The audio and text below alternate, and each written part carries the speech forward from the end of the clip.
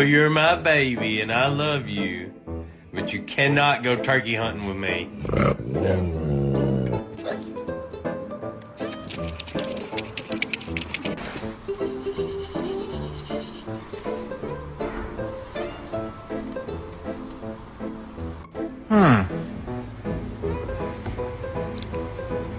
Oh, and then what is this?